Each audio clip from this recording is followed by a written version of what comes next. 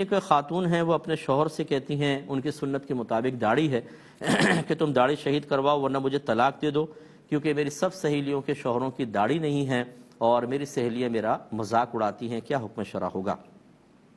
دیکھیں، داڑھی بڑھانا واجب ہے۔ میرے آقا صلی اللہ علیہ وسلم نے ہمیشہ بڑی داڑھی رکھی ہے۔ صدیق اکبر رضی اللہ تعالیٰ عنہ، عمر فاروق، عثمان غنی، حضرت علی رضی اللہ تعالیٰ عنہم، ان سب کی داڑھیاں ماشاءاللہ طویل تھیں، ایک مشت سے اور زیادہ ہی تھیں اور حضرت ابن عمر اور حضرت ابو ہریرہ رضی اللہ تعالیٰ عنہما دونوں سے یہ منقول ہے کہ آپ ایک مشت کے بعد اپنی داڑھی کو ترشوا لیا کرتے تھے۔ خصوصاً حضرت ابن عمر جب حج یا عمرہ کرتے تو اس طرح کا فعل کرتے، جس سے ظاہر ہوا کم از کم ایک مشت داڑھی تو رکھنا یہ ضروری ہے۔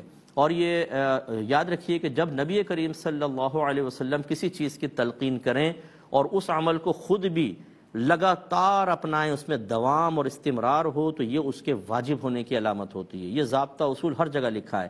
میرے آقا نے حکم دیا، داڑیاں بڑھاؤ، مونچھیں چھوٹی کرو، یہودیوں کی صورت مت بنو۔ خود ساری زندگی کم از کم ایک مشت داڑھی سرکار کی رہی، اس سے زیادہ ہی رہی۔ اب جب اس پہ دوام اور استمرار ظاہر ہوا تو اسی سے وجوب بھی ثابت ہو جائے گا کہ سرکار نے رکھی۔ اور پھر حضرت ابن عمر رضی اللہ تعالی عنہما کا طرز عمل بھی سامنے ہے کہ ایک مشت کے بعد تو داڑھی کٹوائی، ایک مشت سے کم نہیں کروائی، تو اس کا مطلب ہے کہ یہ واجب ہے۔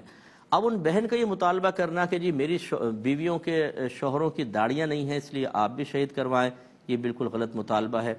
ایسا مطالبہ اگر ماں باپ بھی کرتے جن کا اتنا مقام و مرتبہ ہے تو بھی فقہا نے واضح طور پہ لکھا ہے کہ گناہوں میں ماں باپ کی اطاعت جائز نہیں ہے، چاہے اس پہ ماں باپ ناراض ہوں، چاہے بد دعائیں دیں، چاہے وہ قطع تعلق کر لیں، وہ قابل گرفت ہوں گے، لیکن گناہ میں ماں باپ کے بات مان کر تعاون کرنا یا اطاعت کرنا شرعاً جائز نہیں۔ تو پھر تو یہ بیوی ہے، تو انہیں پیار محبت سے سمجھائیں کہ دنیا کی زندگی ختم ہو جائے گی۔ کیا تم چاہتی ہو کہ جس طرح تمہاری سہیلیاں اپنے شوہروں کو داڑھی سے دور رکھ کر میدان معاشر میں سر جھکا کے شرمندگی کے ساتھ کھڑی ہو کر مجرمین کی صفوف میں کھڑی ہوں گی، تم مجھے بھی چاہتی ہو کہ میں ایسا کھڑا ہوں اور تم بھی کھڑا ہونا چاہتی ہو؟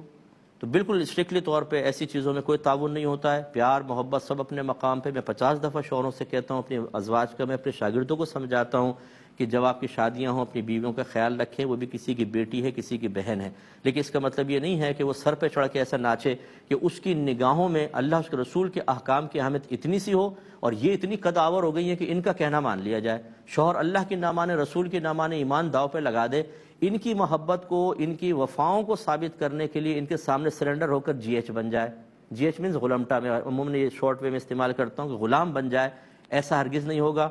اپنے گھر میں لڑائی جھگڑا بھی نہ کرے، لیکن پیار محبت سے سمجھائیں کہ یہ نہیں ہو سکتا ہے، یہ داڑھی نبی کریم کی سنت ہے، میرے نبی کا حکم ہے، میں نبی کا حکم نہیں ٹال سکتا ہوں، تمہارا 10 دفعہ ٹال دوں گا، ایک نہیں۔ پھر بھی نہ مانے، پھر آپ جو فیصلہ کرنا چاہیں شرعی لحاظ سے آپ کو اس کا حق حاصل ہوگا۔